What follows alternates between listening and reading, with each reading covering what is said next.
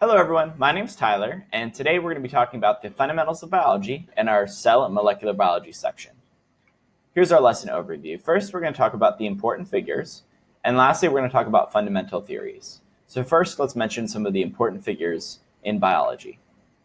Robert Hooke was primarily a physicist and physical science expert, but he published a book that explained his observations through telescopes and microscopes.